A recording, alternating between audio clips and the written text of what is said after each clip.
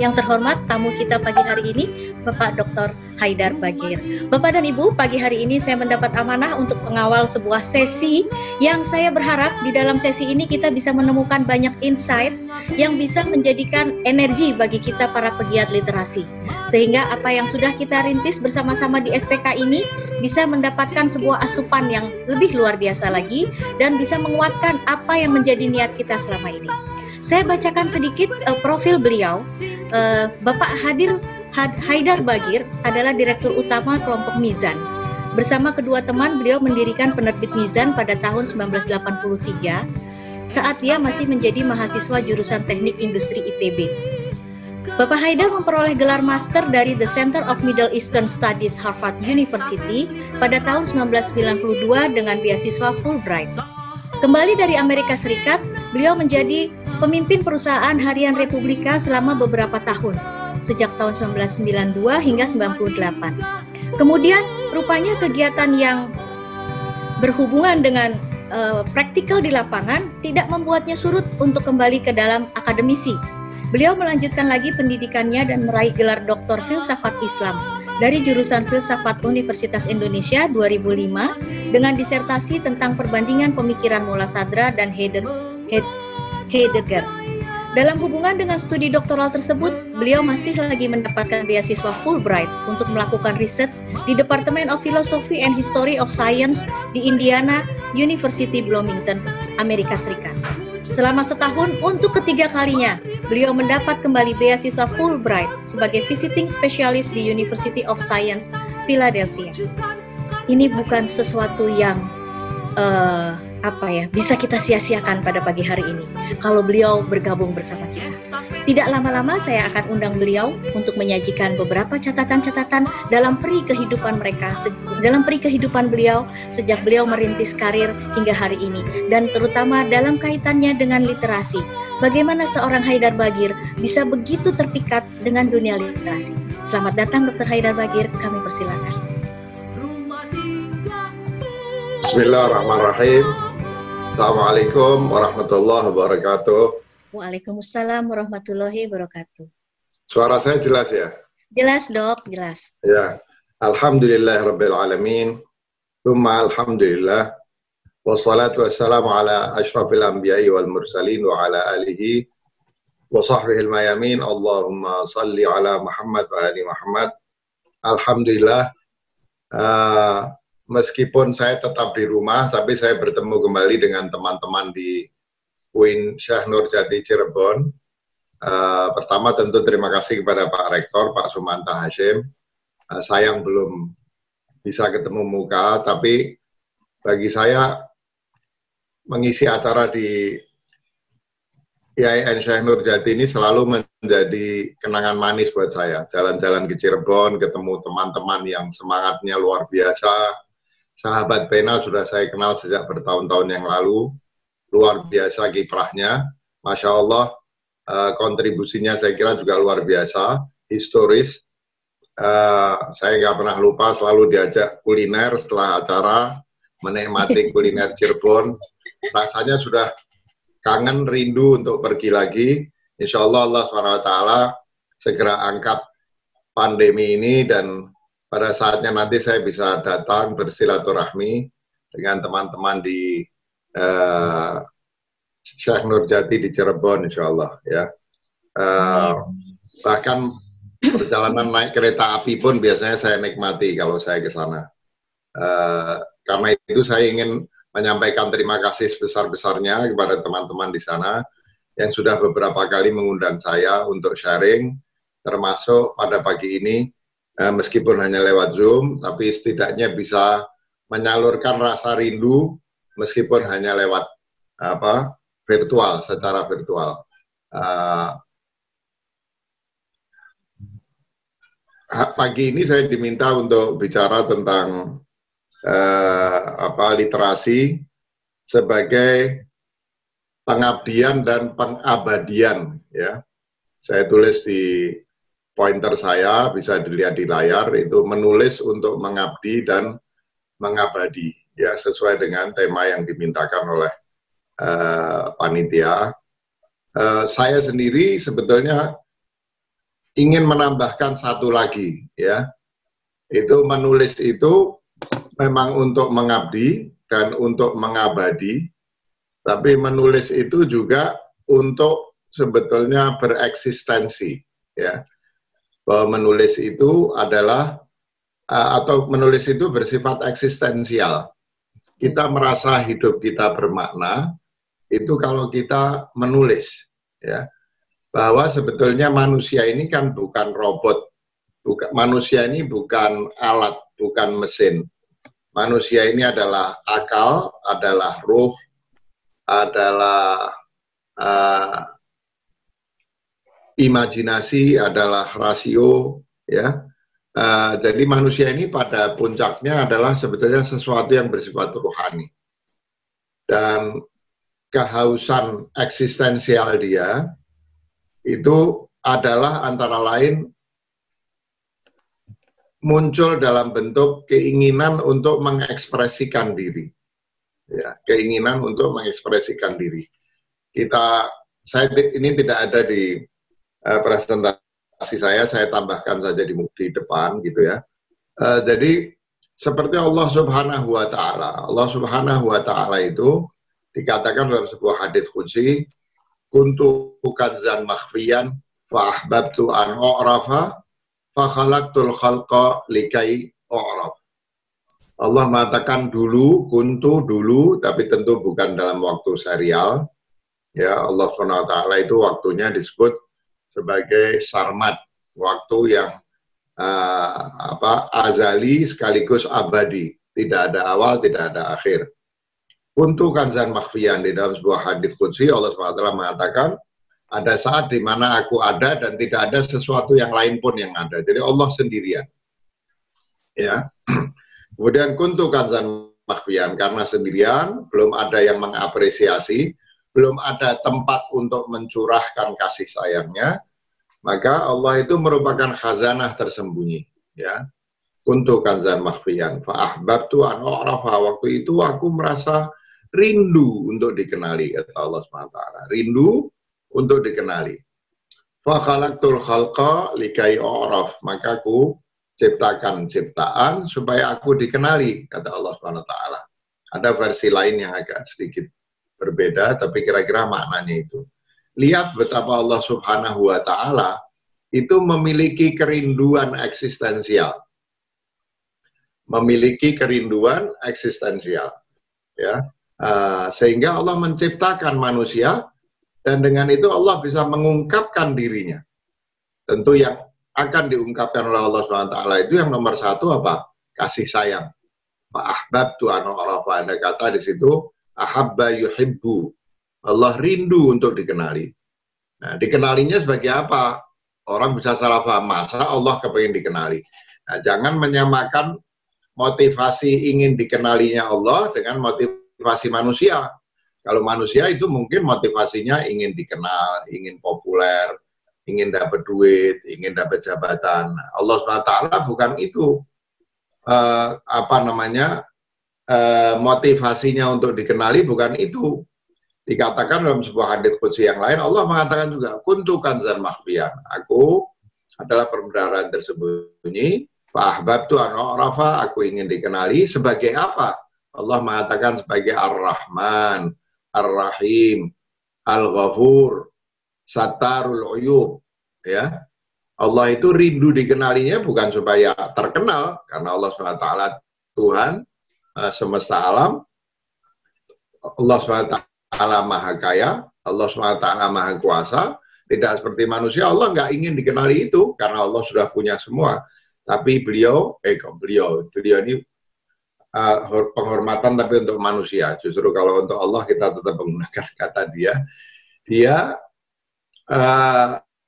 rindu untuk dikenali sebagai Ar-Rahman, yang memiliki belas kasih yang bersifat universal, ya. Ar-Rahim memiliki belas kasih yang spesifik kepada orang-orang yang memilih untuk berjalan di jalannya. Kemudian disebut Al-Ghafur, yang maha pengampun. Allah itu begitu ingin mengampuni. Sampai-sampai dalam satu hadits qudsi dikatakan, kata Allah SWT, kalau umat manusia ini semua baik dan tidak berbuat dosa, maka aku akan ciptakan manusia-manusia yang berbuat dosa agar mereka memohon ampun kepadaku. Karena Allah itu sangat rindu mendengarkan rintihan permintaan ampun makhluknya, dan kemudian Allah memberi ampun kepada makhluknya. Jadi sebagai Allah ingin dikenali sebagai yang maha pengampun, dan satarul uyub, sebagai yang maha menutupi aib orang. Lihat bahwa kerinduan Allah itu semua adalah untuk kebaikan makhluknya. Ar-Rahman, Ar-Rahim, Al-Ghafur, Satarul Uyub. Nah, tapi lihat bahwa Allah Subhanahu wa Ta'ala sendiri yang maha kuasa, maha tidak membutuhkan apapun, Ghani, maha apapun, tapi Allah memiliki kerinduan itu. Nah, kita sebagai manusia, ya, yang wa nafakhtu fihi min ruhi, kata Allah SWT, aku tiupkan sebagian dari ruhku ke dalam diri manusia itu. Manusia juga memiliki kerinduan eksistensial juga, ya. Manusia memiliki kerinduan eksistensial untuk berkontribusi kepada masyarakat, memberikan kontribusi kepada masyarakat, menjadikan masyarakat lebih baik, ya, menjadikan orang lain lebih baik, menjadikan orang lain lebih bahagia hidupnya, ya.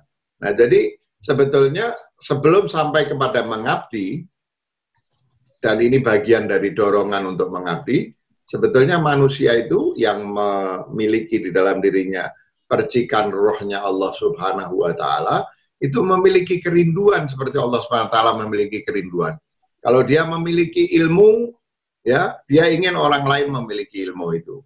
Kalau ilmu itu sudah mentransformasi dirinya, dia ingin orang lain tertransformasi juga oleh ilmu itu, ya, dan seterusnya. Nah, ini penting dalam dua hal. Satu, bahwa memang mengungkapkan ilmu, sharing, dan sharing itu seperti akan kita lihat, paling baik itu dalam bentuk tulisan, toh tetap bisa kita diskusikan, ya, dalam bentuk tulisan. Sharing itu sesuatu yang bersifat eksistensial dalam diri kita.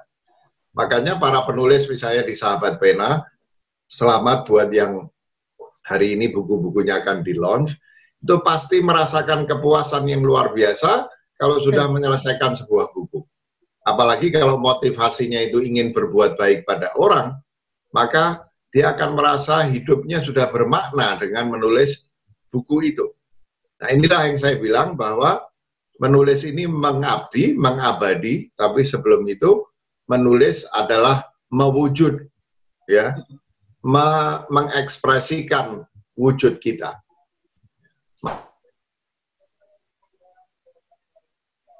Maka satu, bahwa menulis ini kegiatan yang bersifat eksistensial. Kedua, menulis ini adalah harus dimotivasi untuk keinginan berbuat kebaikan. Seperti Allah Subhanahu wa Ta'ala ketika menciptakan alam, tempat Allah mencurahkan kasih sayangnya, pengampunannya, ya. Kita juga harus memiliki motivasi yang sama. Menulis itu tujuannya adalah memberikan apa yang Allah karuniakan kepada kita di dalam diri kita kepada orang lain, supaya orang lain mendapatkan kebaikan, menjadi lebih baik dari apa yang kita tulis. Jadi bahkan ketika menulis, motifnya harus di atas semuanya adalah keikhlasan untuk membagikan ilmunya Allah Subhanahu wa Ta'ala yang sudah dipercikkan ke dalam diri kita atau daya-daya berpikir kita, ya. Jadi itu yang pertama, menulis itu sebetulnya adalah satu kegiatan eksistensial, kegiatan mewujud, memanifestasikan wujud kita ke hadapan manusia-manusia yang lain, ya. Nah, itu yang pertama. Kemudian kita kembali kepada screen sharing tadi, kita akan sedikit saja membahas tentang menulis sebagai mengabdi dan mengabadi, ya.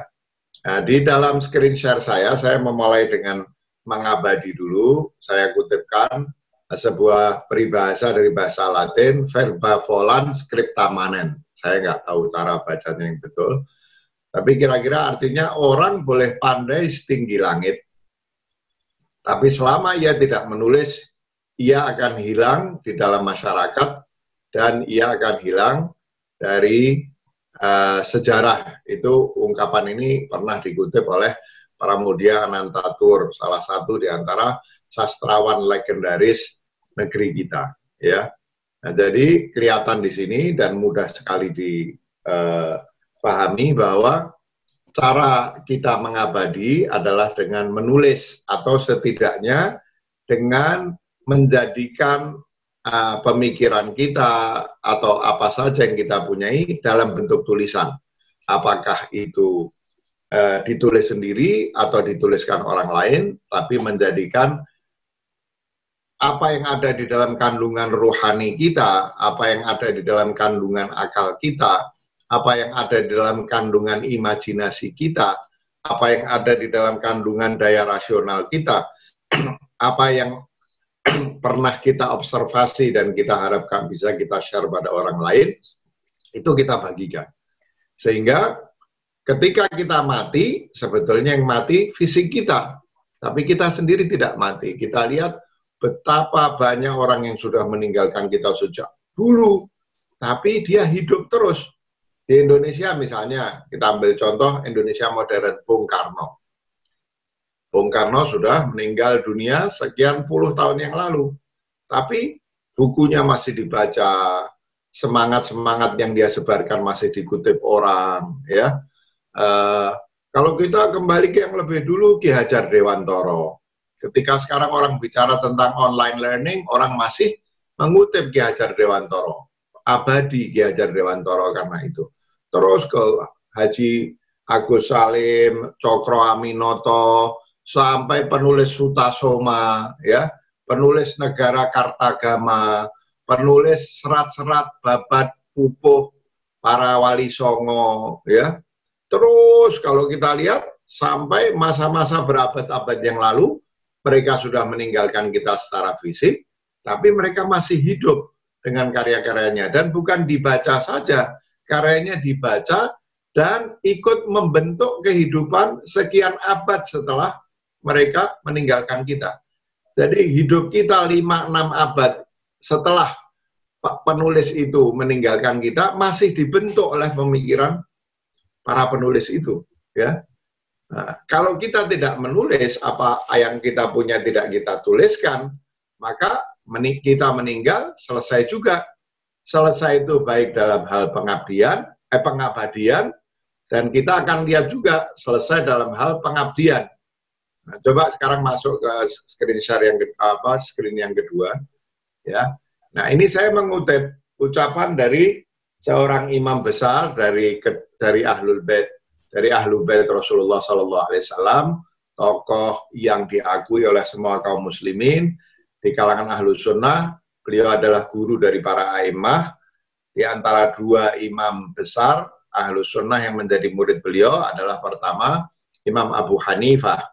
Imam Abu Hanifah itu pernah belajar 2 tahun dengan Imam Ja'far Shadiq dan terkenal dengan ungkapannya, laula sanatan lahalaka Nu'man. Kalau bukan karena 2 tahun aku belajar di bawah Imam Ja'far Shadiq, maka aku ini Nu'man, nama kecilnya nggak ada, tidak dikenal orang. Yang membuat dia dikenal orang dan menjadi imam besar adalah kata Imam Abu Hanifah karena 2 tahun dia belajar dari Imam Ja'far Shadiq. Kita tahu Imam Ja'far Shadiq ini putranya Imam Muhammad al-Baqir. Imam Muhammad al-Baqir ini putranya Imam Ali Zainal Abidin. Imam Ali Zainal Abidin putranya Imam Hussein. Imam Hussein putranya Imam Ali bin Abi Thalib. Dan istri beliau adalah Siti Fatimah Zahra binti Rasul. Ya, jadi ini cucunya Rasulullah yang dikenal sebagai ulama besar. Kalau kita baca misalnya bukunya Abu Zahra tentang para imam besar, itu selain 4 imam madhab, Imam Abu Zahra menambahkan Imam Ja'far, kemudian Imam Zaid, Sufyan Ats-Tsauri kalau tidak salah, dan yang satu lagi saya lupa siapa, ya. Jadi ini juga meskipun dikenal sebagai imamnya Syiah, tapi dia adalah imamnya Ahlus Sunnah. Halo, ya. Ada yang belum mute kayaknya. Nah, jadi Imam Ja'far Shadiq, ya. Imam Ja'far Shadiq itu terkenal dengan ungkapan, saya ambil Imam Ja'far Shadiq ini bukan karena sebab apa-apa, kecuali bahwa saya akan tunjukkan setidaknya dikenal ada 3 karya pikirannya Imam Ja'far Shadiq di antara tokoh dalam sejarah Islam yang pertama kali pemikirannya dituliskan. Ya, saya ambil Imam Ja'far karena alasan itu. Dan Imam Ja'far ini dikenal dengan ungkapannya, ikatlah ilmu dengan menuliskannya. Kata Imam Ja'far, ikatlah ilmu dengan menuliskannya. Ini penting. Karena ini persoalan penyebaran ilmu, mengabdi dan mengabadikan lewat cara tulis-menulis. Literasi. Ada yang belum itu ya. Mohon maaf, ada yang belum mute rupanya. Mungkin admin bisa memute semuanya.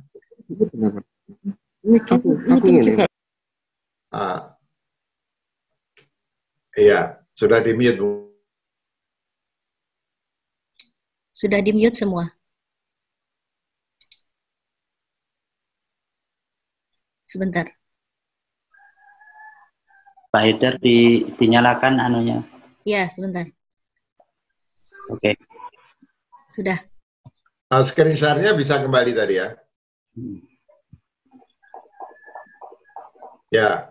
Nah, jadi saya kutip ini karena pertama Imam Ja'far mengatakan ikatlah ilmu dengan menuliskannya. Jadi bukan hanya bicara tapi dengan dituliskan.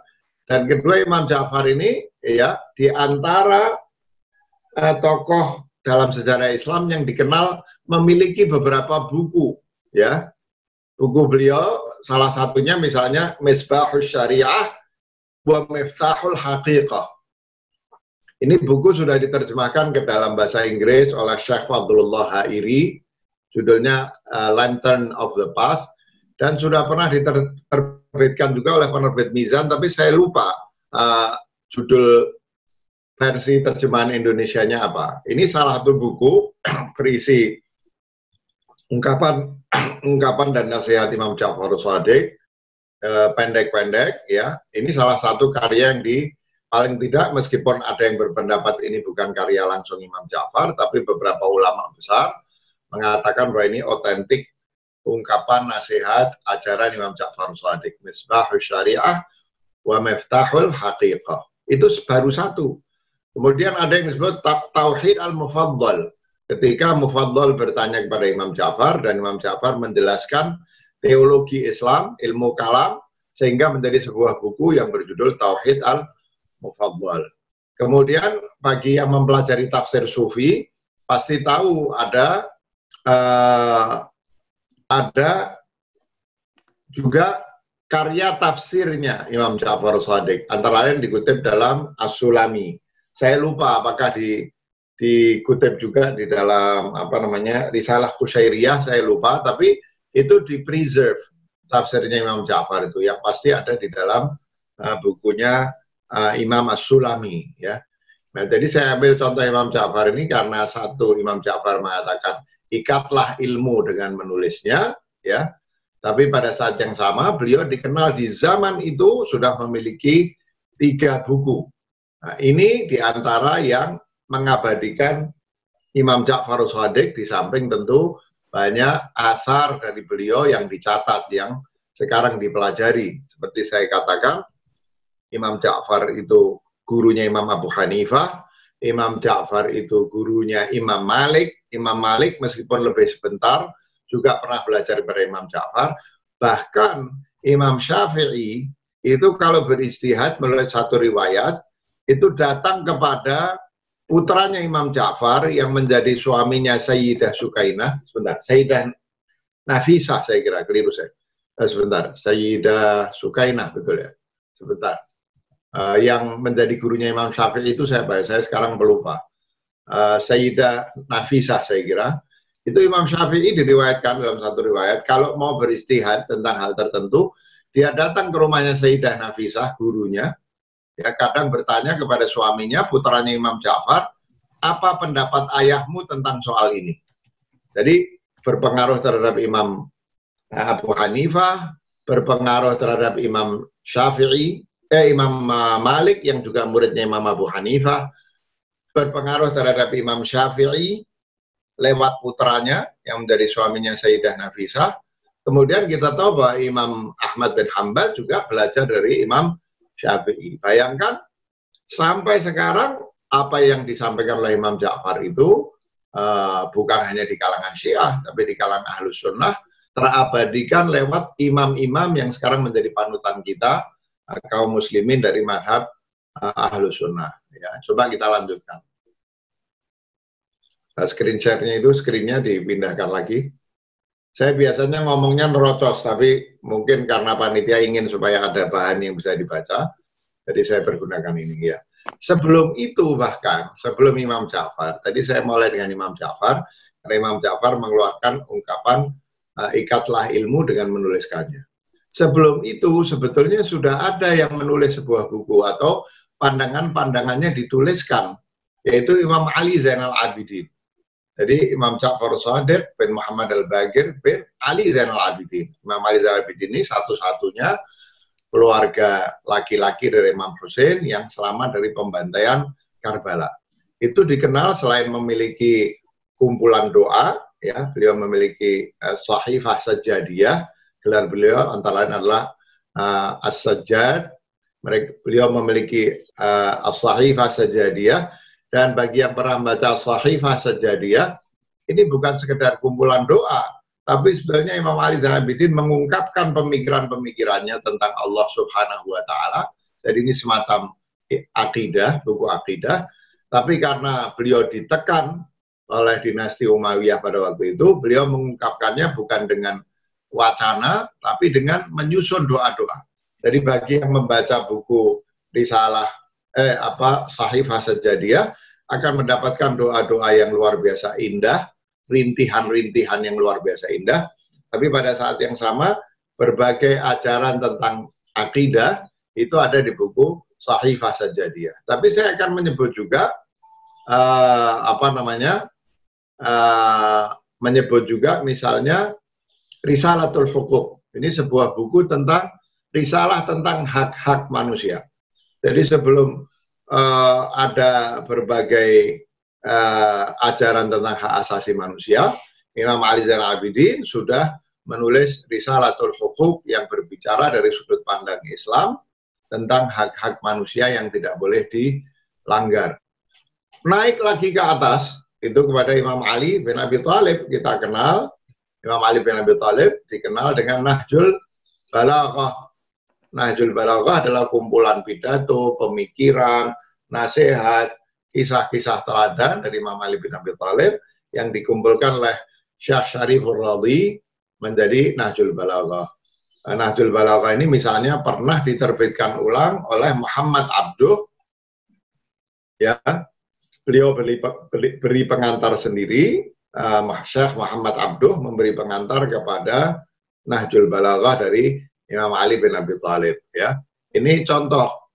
Sekarang misalnya orang bisa belajar dari Imam Ali, belajar dari Imam Ali Zainal Abidin, belajar dari Imam Ja'far Shadiq, dari pemikiran-pemikiran mereka yang dituliskan, dibukukan, ya. Misalnya begitu. Tentu saya ambil contoh ini sekali lagi karena mereka adalah imam-imam kita, kaum Ahlus Sunnah, A'immah Ahlul Bait yang dicintai, ya, tapi bukan hanya karena itu saya ambil, tapi karena saya memberikan contoh betapa orang-orang ini sejak zaman itu sudah meninggalkan karya-karya, pemikiran, nasihat, dan lain sebagainya. Tentu kalau kita lanjutkan lagi, semua ilmu mereka datangnya dari siapa? Datangnya dari Rasulullah Sallallahu Alaihi Wasallam. Karena Imam Ali bin Abi Thalib, Imam Ali Zainal Abidin, Imam Ja'far Shadiq tidak pernah mengeluarkan pemikiran kecuali seperti kata mereka sendiri itu datangnya dari Rasulullah Sallallahu Alaihi Wasallam.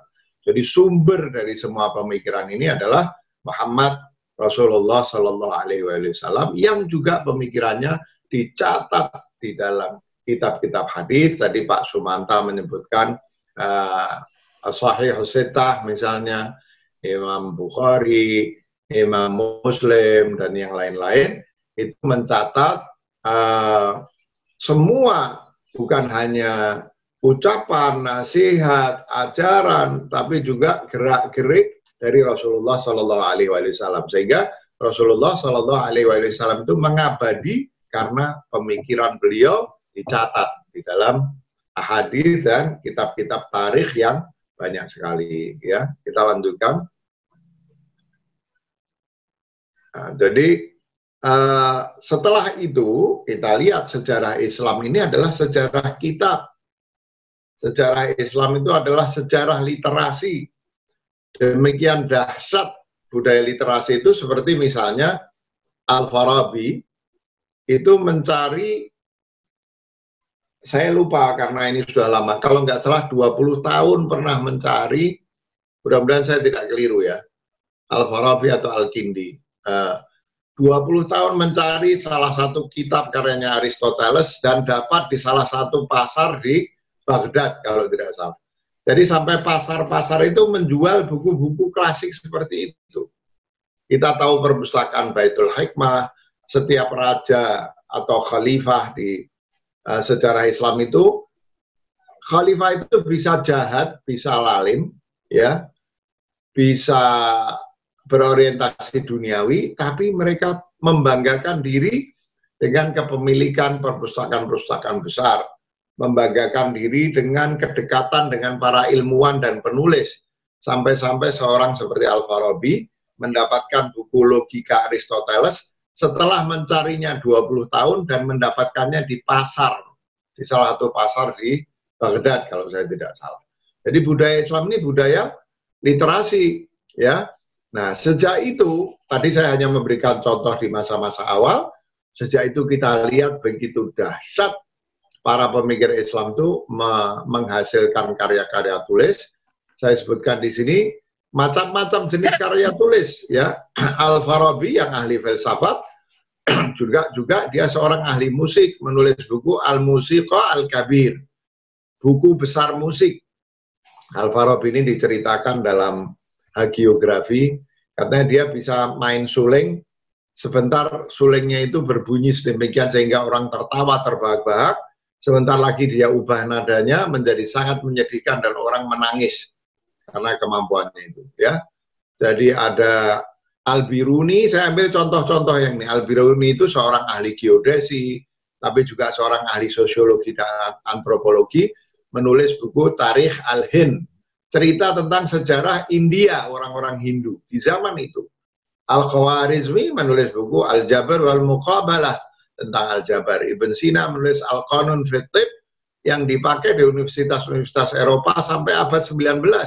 Ibnu Khaldun menulis Muqaddimah, ya. Al-Jazari menulis kitab Ma'rifat, Al-Hiyal Al-Handasiyah, buku tentang ilmu dan teknik mesin. Imam Syafi'i menulis Al-Um dan Ar-Risalah, Muhammad Iqbal belakang menulis tentang Reconstruction, dan kita lanjutkan juga misalnya ke screen selanjutnya, ya, ke screen selanjutnya, ya. Ada lagi kaum Sufi yang menulis begitu banyak buku. Saya ambil contoh Ibn Arabi, itu menurut catatan menulis lebih dari 300-an buku. Futuhat Makkiyah misalnya dalam bentuk aslinya sekarang mungkin 8 jilid. Dalam bentuk aslinya itu belasan jilid. Ada Fususul Hikam, Rumi menulis Masnawi, 20 sekian ribu bait. Ibn Athaillah menulis Al-Hikam, Imam Ghazali menulis Ihya Ulumuddin, Mishkatul Anwar, Mullah Sadra menulis 8 jilid Al-Asfar Al-Arba'ah, Suhrawardi menulis Hikmatul Isyraq, dan tidak terhitung puluhan ribu karya tulis dilahirkan oleh para pemikir Muslim yang menjadikan mereka terabadikan. Saya misalnya berangkat ke Amerika, sekolah di Amerika, dan saya dapati misalnya manuskrip tafsir karyanya Mullah Sadra di perpustakaan Harvard. Bayangkan. Jadi karya seorang pemikir Muslim di zaman itu berpengaruh terhadap mahasiswa-mahasiswa di Harvard yang datang dari berbagai belahan dunia, ya, misalnya itu, dan banyak lagi. Kita lihat setelah ini, coba di screen ini kita lihat ada ahli ilmu kalam yang menulis banyak ilmu kalam, ilmu politik, tafsir fiqh, dan juga ada penyair yang menulis banyak buku seperti Rumi tadi, Jami, dan lain sebagainya. Kita ingat bahwa buku-buku Rumi itu di antara buku paling populer di Amerika Serikat misalnya. Bayangkan Rumi yang hidup di zaman itu, di Kekhalifahan Saljuk, tinggal di Konya pada abad itu pengaruhnya sekarang dirasakan bukan hanya oleh orang Indonesia atau orang Iran, bukan hanya oleh orang Muslim, tapi pengaruhnya dirasakan oleh orang-orang Amerika yang sekarang membaca terjemahan-terjemahan Masnawi dalam bahasa Inggris. Dan Masnawi itu termasuk buku self-help yang paling laku di Amerika dan di Eropa juga. Ya. Karena nanti akan ada Kang Abik, saya nggak tahu apakah Kang Abik sudah datang belum. Kalau sudah datang, Assalamualaikum Kang Abik. Lama sekali saya ingin berjumpa dengan Kang Abik, tapi belum sempat bertemu. Jadi saya sapa saja lewat ini. Saya sengaja karena ada Kang Abik, misalnya saya sebutkan, ada juga penulis-penulis roman yang bukunya sampai sekarang itu berpengaruh dan luar biasa. Jami menulis tentang Yusuf dan Zulaikha, misalnya. Luar biasa indah bukunya. Nizami menulis buku Laila Majnun. Ya, ada juga Alf Lailah wa Lailah, ya, dan lain sebagainya. Bayangkan penulis roman dari zaman Jami itu penerusnya Ibn Arabi, tapi penyair juga, dan dia menulis Yusuf dan Zulaikha. Dari zaman itu sampai sekarang kisah romannya masih dibaca orang. Ya, kita lanjutkan biar cepat selesai. Dari dalam negeri tentu banyak sekali. Buya Hamka, ya, ulama yang sangat saya kagumi. Itu tafsir Al-Azharnya sampai sekarang dibaca orang. Kiai Bisri Mustafa, ayahnya almarhum ayahnya Gusmus yang masih hidup sekarang, menulis tafsir Al-Ibris dalam bahasa Jawa. Ya, kemudian Hasbi As-Siddiqi menulis tafsir An-Nur, dan banyak lagi karya-karya yang menyebabkan betul-betul mereka itu abadi dalam arti fisiknya saja yang tidak ada. Saya misalnya berhubungan dengan cucunya Hasbi As-Siddiqi untuk membicarakan tentang kemungkinan penerbitan kembali karya-karyanya Hasbi As-Siddiqi, ya. Sampai sekarang anak cucunya berusaha melestarikan, dan memang umat membutuhkan. Karya-karya Kiai Haji Agus Salim juga diterbitkan ulang oleh cucunya. Mizan menerbitkan buku Kiai Haji Agus Salim, ya. Kami juga merencanakan menerbitkan bukunya Cokro Aminoto dan lain sebagainya. Nggak usah disuruh sama anak cucunya pun, kita ingin melestarikan karya pemikiran mereka, karena karya pemikiran mereka itu tidak pernah lekang oleh zaman. Ya, tetap kita butuhkan. Jadi mereka menjadi abadi meskipun secara fisik mereka sudah lama meninggalkan kita. Terus, ya, kita lanjutkan lagi, terus saja. Ya, mereka mengabadi, ya, mereka mengabadi seperti saya katakan, tapi pada saat yang sama mereka mengabdi, ya.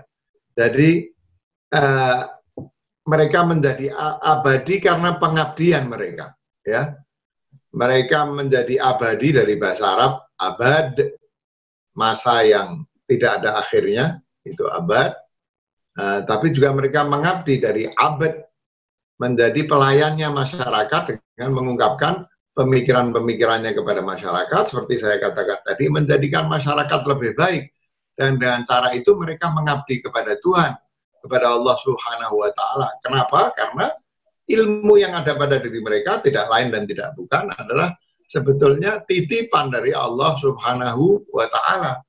Jadi Allah menitipkan ilmunya lewat alam semesta, lewat Al-Quran yang dibawa oleh para nabi, oleh Nabi Muhammad SAW dan kitab-kitab suci lain, menitipkan ilham mereka pada para ulama, pada para aulia, dan menitipkan ilmu Allah SWT kepada manusia-manusia yang diberi ilmu Allah itu.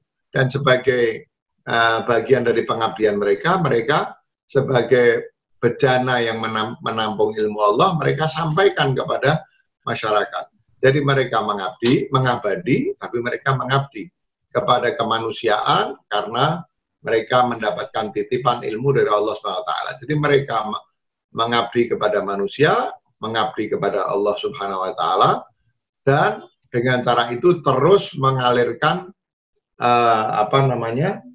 pahala. Kita tahu Rasulullah Shallallahu Alaihi Wasallam mengatakan ada 3 hal yang pahalanya mengalir terus meskipun seseorang sudah meninggal dunia, yang disebut sebagai amal jariyah. Itu yang pertama adalah anak saleh yang mendoakan orang tuanya, ya. Kemudian sedekah, ya, sedekah itu menghidupkan orang, dan kalau satu orang hidup maka keluarganya hidup, anaknya hidup, cucunya hidup. Sedekah jariyah yang barangkali kecil sekarang kita berikan itu bisa menyebabkan sekian generasi hidup, makanya disebut sebagai sedekah jariyah. Yang terakhir apa? Ilmu yang bermanfaat. Jadi ilmu yang bermanfaat ini kitanya sudah mati, ya. Lanjutkan screen selanjutnya, ya. Nah, jadi kitanya sudah mati. Mudah-mudahan kita tidak punya amal buruk jariyah. Ada yang mengatakan bahwa amal jariyah itu ada amal baik, ada amal buruk. Tapi saya percaya Allah Subhanahu wa Ta'ala itu mengatakan dalam Al-Quran, kalau seseorang melakukan satu keburukan, dia diganjar satu keburukan. Kalau dia melakukan satu kebaikan, dia diganjar berlipat ganda. Katakan, mudah-mudahan Allah Subhanahu wa Ta'ala mengampuni kita. Katakan kita punya amal buruk jariyah juga. Yang kita meninggal, amal buruk kita masih jadi amal buruk yang dihitung. Tapi kalau dihitung, kalau amal buruk kita, mudah-mudahan Allah Subhanahu wa Ta'ala jauhkan, cuma diganjar satu, sementara amal baik kita diganjar berlipat ganda. Insya Allah ketika kita dibangkitkan oleh Allah, amal jariyah kebaikan kita sudah jauh meninggalkan amal buruk jariyah kita, kalaupun kita punya. Karena itu diganjar satu, yang ini diganjar berlipat ganda. Betapa enaknya orang yang dengan ikhlas, dengan niat mengabdi kepada kemanusiaan, mengabdi kepada Allah, mengabadi juga karena niat yang ikhlas, ya, untuk berbuat baik seperti saya katakan di awal. Begitu nikmatnya, dia akan dihisab dalam keadaan malaikat menghitung semua manfaat dari ilmunya sejak dia hidup sampai kiamat, ya. Sehingga mudah-mudahan meskipun ketika kita mati barangkali amal baik kita masih sedikit, dengan menulis buku dengan niat yang ikhlas, tiba-tiba nanti ketika dihisab buku kita dilihat, oh amal baik kita banyak karena kita sudah melakukan amal jariyah dengan niat ikhlas menulis buku supaya bisa memberikan manfaat kepada orang banyak. Nah, jika sudah begitu, bisakah kita mengatakan bahwa seorang penulis itu mati? Saya ingin mengatakan bahwa penulis tidak pernah mati.